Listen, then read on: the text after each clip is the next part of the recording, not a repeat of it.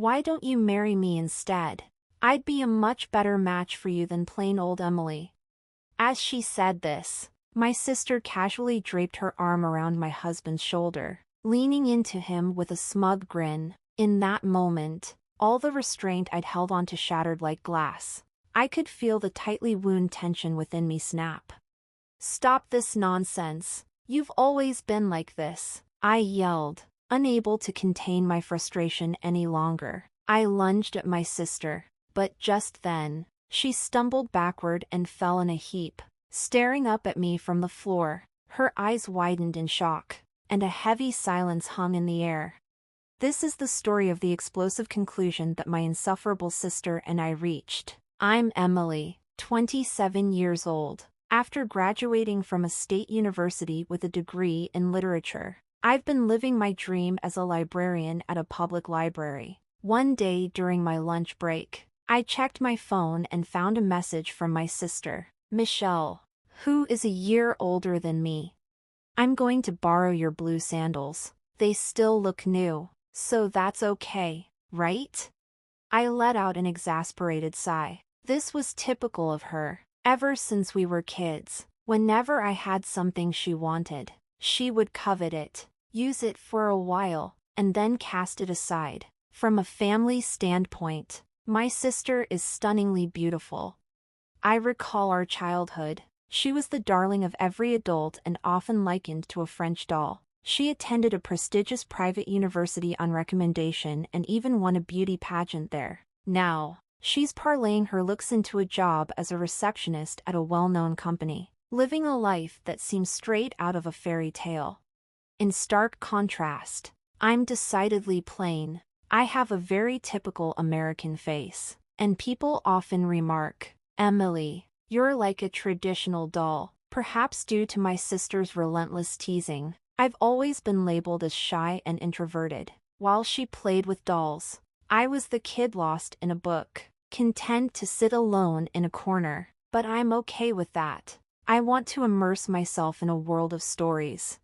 I've dedicated myself to that dream, and now I'm living it as a librarian, a job I've always aspired to. Whether it's scanning barcodes or helping patrons find the books they seek, I often reflect on my high school days while surrounded by the familiar scent of paper and ink. I attended the same high school as my sister, and I often felt drained by the comments and stares that followed me. "Oh, so this is what Michelle's sister is like?" My only solace came from writing book reviews for my favorite titles as part of the library committee. Most typical high school students were too busy with clubs and romances to pay attention to such things. But I persisted in my writing, hoping that someone might one day see the charm in the books I loved, even if I knew deep down that few would ever read my reviews.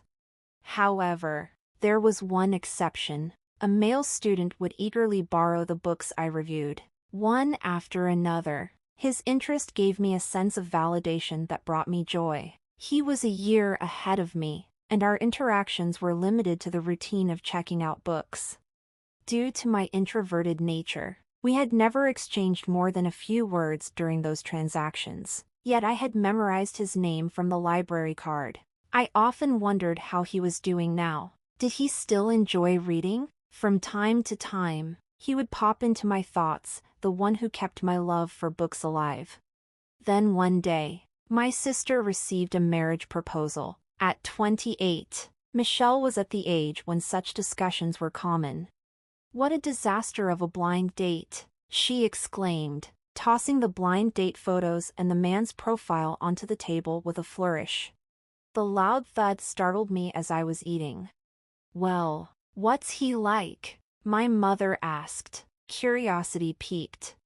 "He's just this chubby, nerdy-looking guy, and he's currently a temp. Why on earth should I go on a blind date with someone like him?" "Well, if you don't like him, just reject him without a second thought," my mother replied.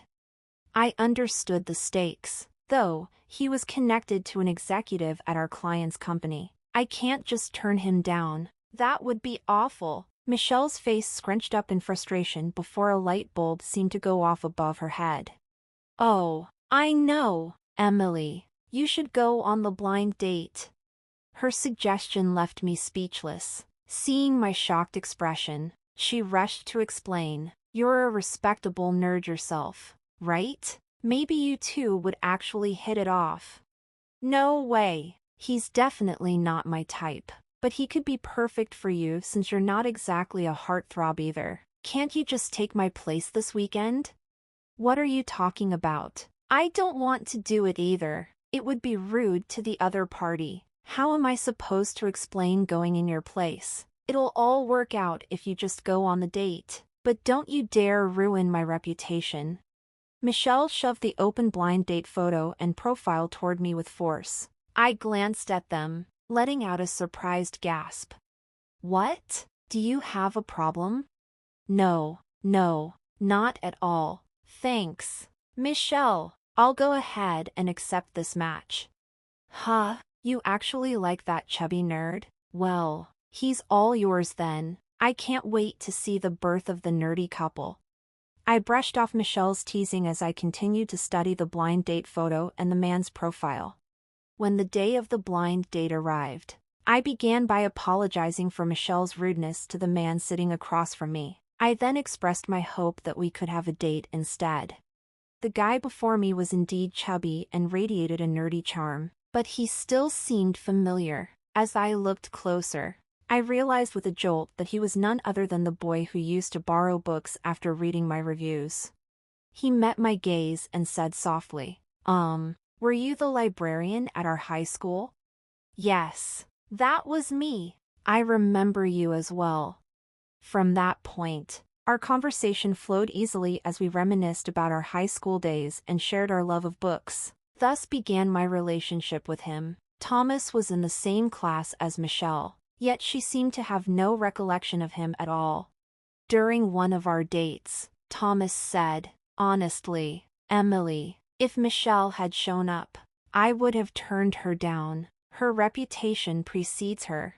Well, considering my own situation, I think Michelle would have rejected me first. I'm really sorry about how things went down with my sister back then, but I'm so glad to see you again, Thomas. I think you're wonderful, and if you're concerned about your appearance, how about we work on getting fit together? You're right. I've let work consume me, and I've neglected my health and looks. I'll make an effort so that you won't be disappointed in me. I'm really glad to hear that. That's true, but you know I would never dislike you just for your appearance. We shared conversations like this, and our dates flowed seamlessly. Eventually, Thomas proposed, and we decided to get married. My sister, who remarked, "I recognize that fat guy's face," chose not to attend, but during our family meeting, everyone gathered in a warm atmosphere to bless our union. Afterward, we found a new home and began planning our life together. Then, on the day of our wedding, getting married in a church these days? That's so typical of plain old Emily. That dress makes you look just like a traditional American doll, my sister mocked, as expected. Can you please hold off on the insults for today? We're about to meet our families. Feeling miserable at my sister's jabs, even in my wedding dress, Thomas and his family arrived. "Good morning, we're excited for today." When Thomas appeared in his traditional suit, my sister gasped, "What?" And for good reason. Thomas had put in a lot of effort to transform his appearance, and he now looked strikingly handsome. Before the ceremony began, my sister leaned in and whispered, "What the heck? He looks nothing like the photo from before." Thomas worked hard for this. He always had a great face. He just looked dull in that picture because he was overweight and had a terrible haircut. I briefly wondered if he had any cosmetic procedures done. It's amazing that a porcelain doll like you managed to marry someone who looks like a movie star.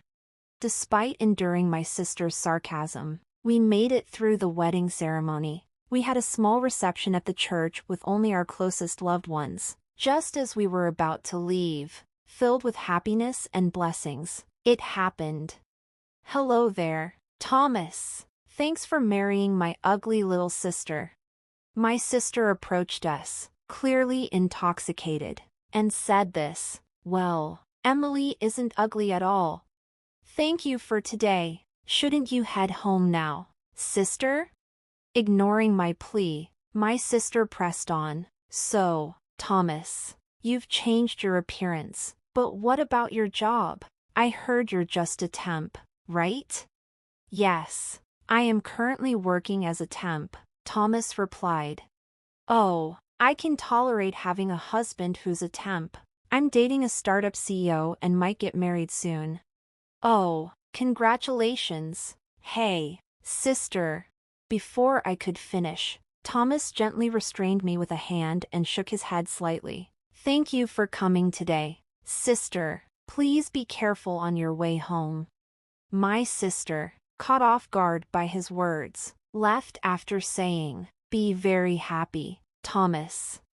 I'm really sorry about my sister's behavior. It's okay, people like her won't change, no matter what you say. But Emily, you've had a tough time with her. Let's focus on our happiness from now on. Thank you, Thomas. And so began my married life with Thomas. In reality, Thomas was working as a temp while pursuing his dream of becoming a novelist. He had discovered a love for reading after coming across some of my book reviews in high school, which inspired him to start writing himself. He had a few pieces published in literary magazines, which I knew was a remarkable achievement. Although he was earning money from his manuscripts, he admitted that there was still some financial uncertainty, which is why he was juggling temp work alongside his writing. Thomas, I have a job too, and we have some savings. Why don't you focus entirely on your writing? Emily, you're always so supportive. Thank you. I'll give it my all. With that, Thomas quit his temp job to dedicate himself fully to his writing. Life wasn't always easy, but I loved watching him dive passionately into his manuscripts, and that fueled our determination. Then one day, we received a call from my sister, Michelle. She's engaged to the startup CEO she mentioned. Next week, he's coming over to meet the family before the wedding. You both should come too. I really don't want to introduce him to you and your jobless husband, but it would be strange if you weren't there. So make sure to dress appropriately. Despite my annoyance at Michelle's condescending attitude, I knew we had to attend her engagement and wedding. With that in mind, Thomas and I resolved to be there for the family meeting. I'm sorry you have to miss your important event that day, Thomas, I said. It's okay, Emily. She's your sister, after all. When we arrived at the meeting place, Michelle was waiting, wearing a smug expression.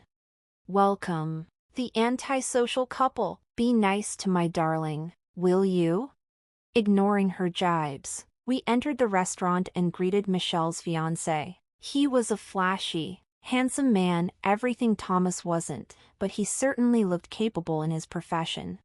I'm Emily, Michelle's sister. It's nice to meet you, I said. And I'm Thomas, Emily's husband, he added. Nice to meet you, Larry, her fiancé, replied, bowing his head slightly. As we exchanged pleasantries, I tried my best to block out my sister, who was grinning triumphantly beside him. Just then, Thomas's phone rang. I'm sorry, this is important. I need to step outside for a moment, he said.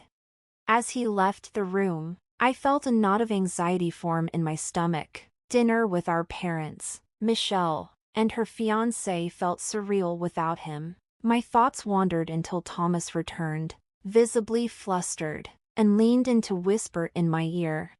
Really? Congratulations, Thomas. That's incredible. I couldn't help but raise my voice, excitement spilling over.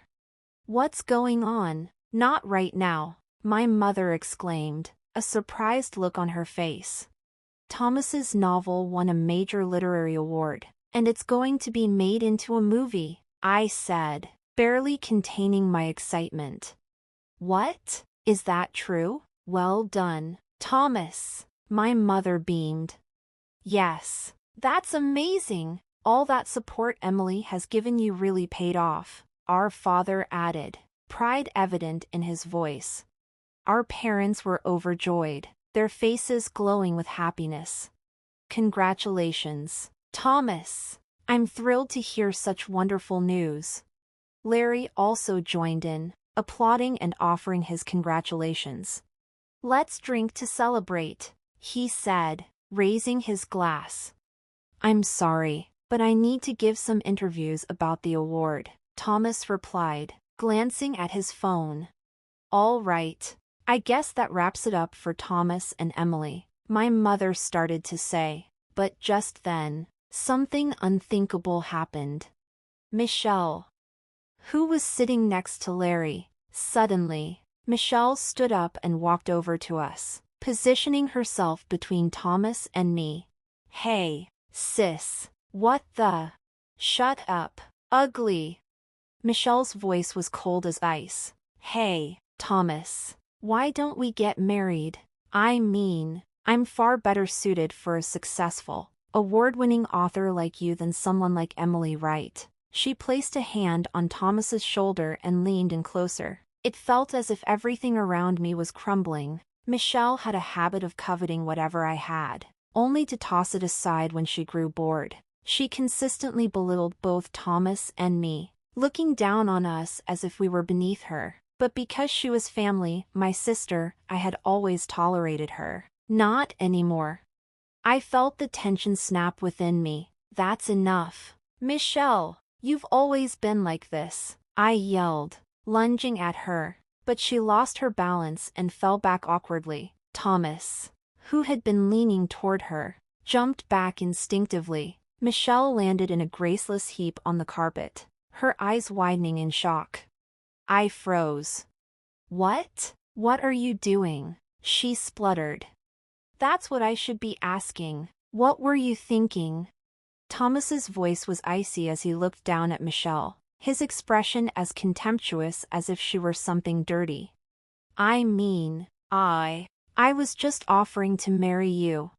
Even if I were the last man on earth, I would still say no. Emily is the only one for me, for life. What? What's so great about Emily? I'm prettier. My figure is better.